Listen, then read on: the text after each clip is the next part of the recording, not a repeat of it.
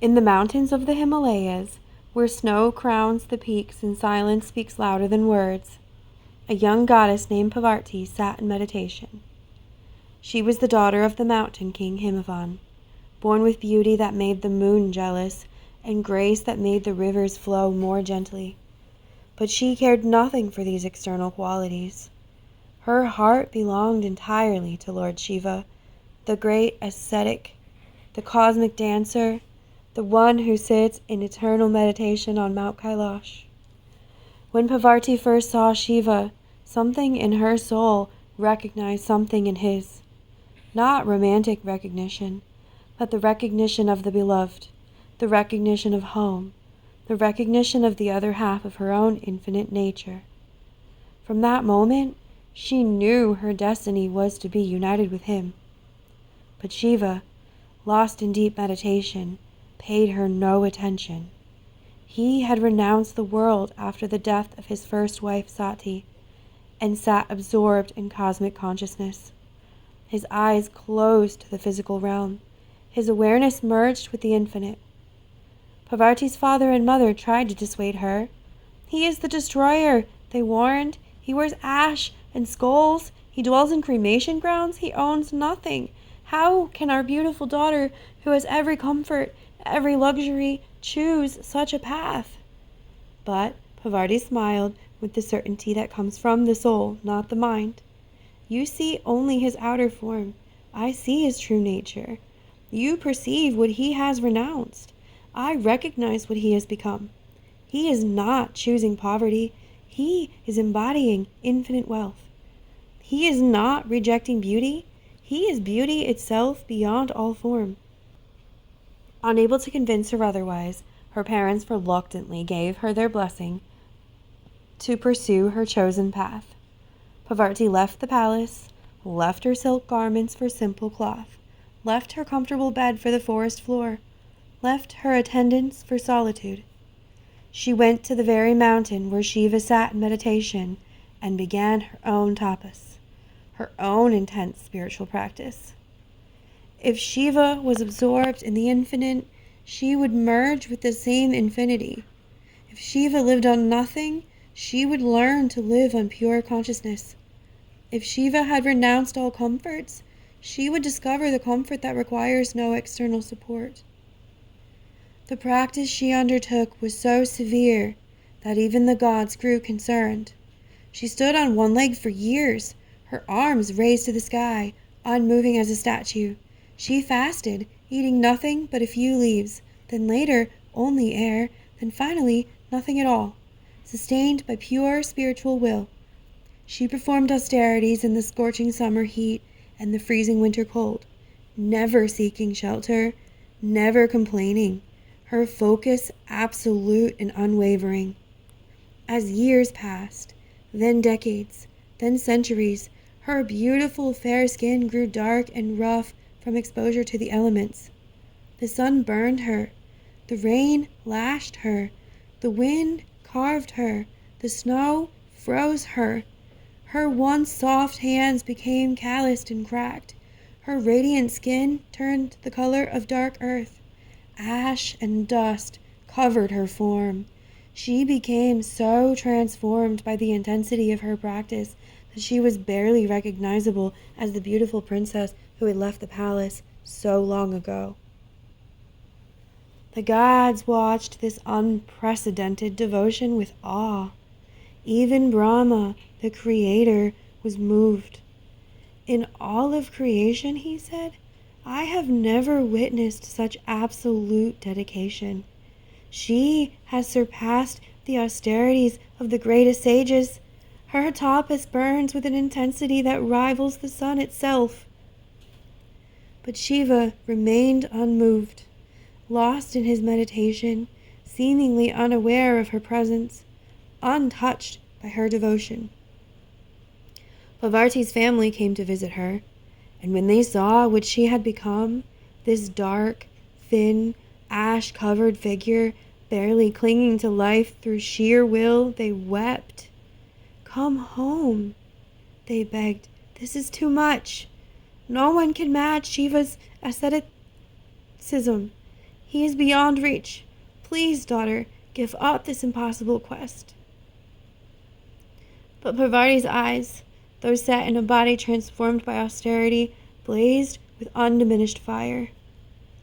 I am closer to my goal now than ever before, she said quietly. What you see as deterioration, I experience as transformation. What appears as suffering to you feels like purification to me. Every hardship burns away something false. Every challenge reveals something true. She continued her practice with even greater intensity. Standing in fire during summer, she meditated. Sitting in ice-cold rivers during winter, she maintained her focus. Surrounded by wild animals, she remained calm. Through storms that would terrify warriors, she sat unmoving. Finally, after eons of this unprecedented tapas, something shifted in the cosmic order. Shiva, whose meditation encompassed all of creation, could not help but become aware of this extraordinary devotion. Even in his deep absorption, the intensity of her practice created ripples in consciousness itself. He opened his eyes for the first time in countless ages.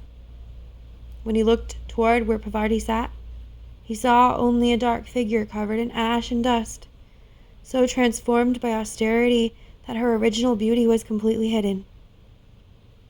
He did not recognize her as the princess who had left the palace. He saw only a yogi whose devotion matched his own.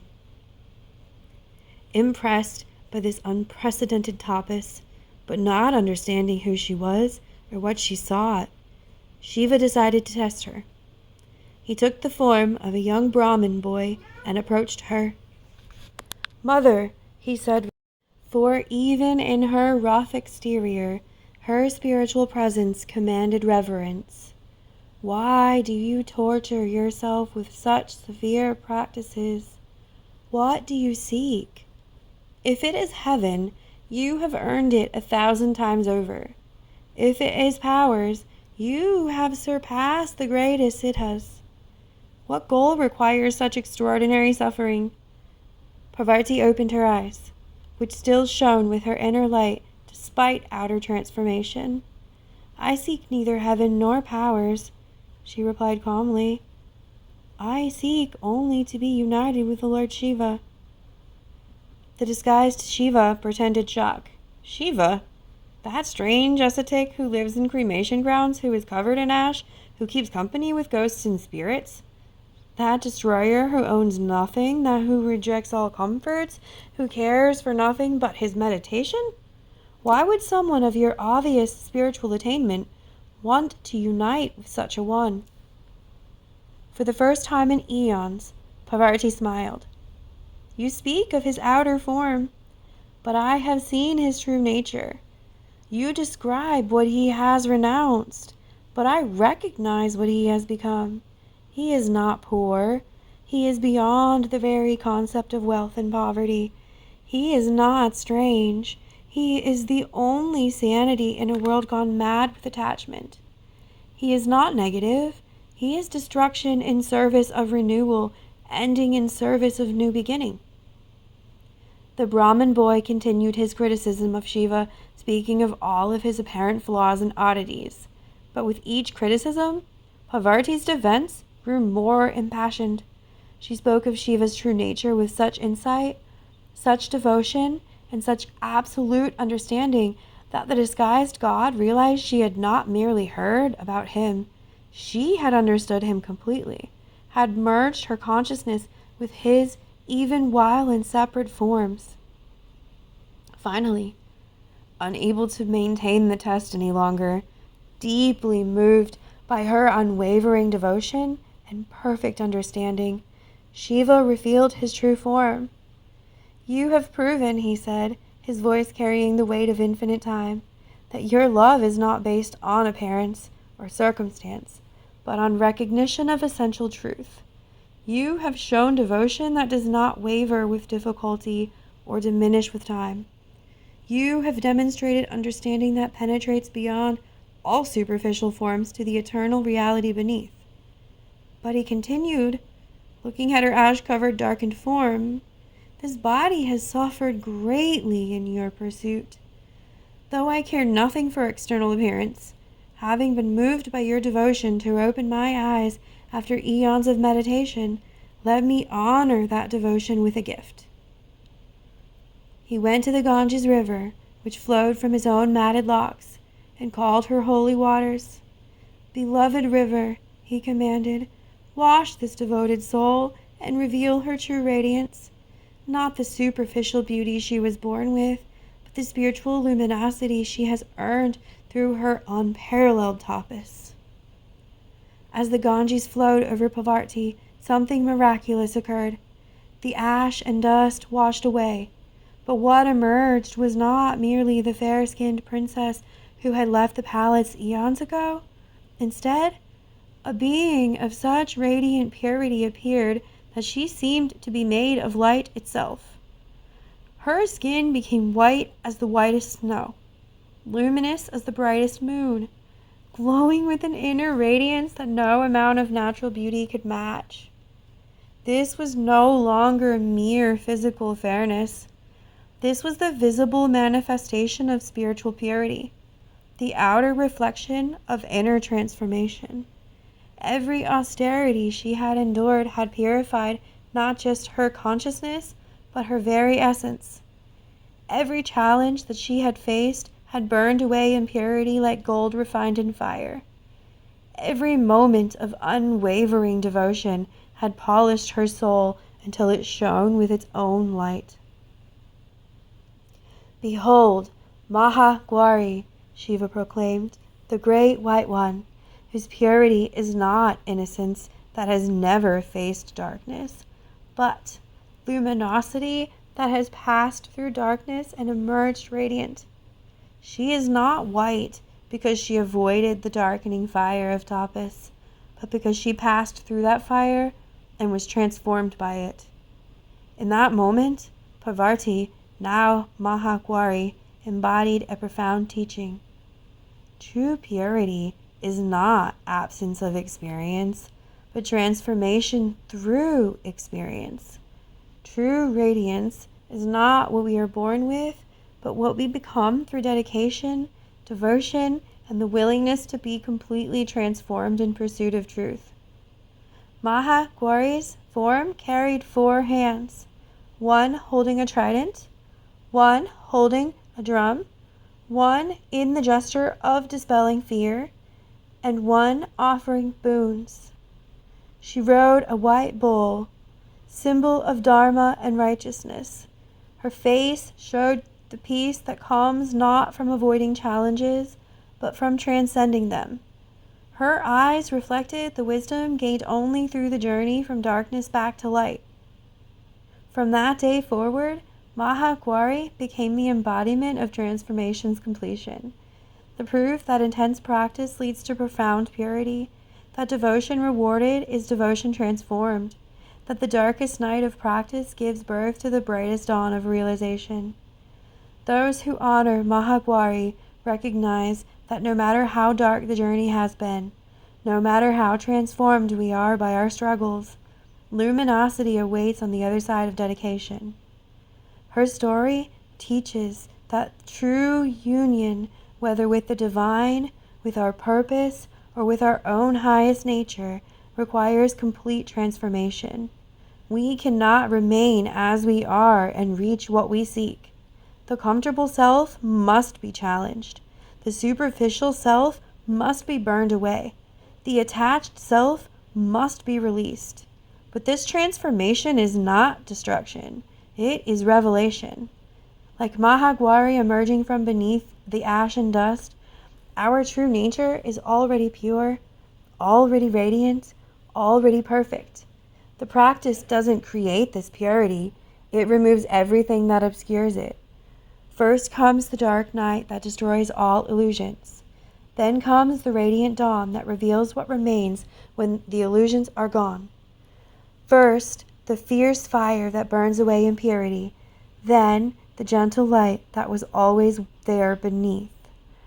Mahaguari teaches that the goal of spiritual practice is not to become something we are not, but to reveal what we have always been.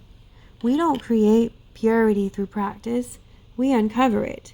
We don't manufacture radiance through discipline, we remove whatever blocks its natural expression. Her white form is not blank emptiness, but full, so complete that all colors merge into pure light. Her peace is not absence of experience, but integration of all experience into wisdom. Her beauty is not superficial attractiveness, but the visible glow of consciousness that has recognized itself. And most beautifully, her story reveals the divine recognizes and honors true devotion. Shiva, who cares nothing for external forms, who cannot be moved by superficial worship, who remains absorbed in infinite consciousness beyond the reach of ordinary pleas, even he must respond to devotion as absolute as Parvati's. Even the unchanging infinite acknowledges unwavering dedication. This is the blessing of Mahaguari, that transformation is possible, that purity can be achieved, that what appears lost in the darkness of practice is actually being refined into light. She promises that our struggles are not random suffering, but purifying fire. She assures us that our dedication will not go unrewarded, though the reward may look different than we imagined. We honor the Divine Mother in her most luminous form. We recognize that our own journey through darkness, whether spiritual practice, life challenges, or internal struggles, is not destroying us, but transforming us. We understand that the purity we seek is not foreign to us, but our own essential nature waiting to be revealed. Jai Mahaguari. Victory to the Great One, who teaches that the soul, like gold in fire, emerges from the flames of transformation more purely itself than ever before. If you liked this video, please be sure to hit the bell to subscribe and share it so others may enjoy it as well. Thank you. Be blessed.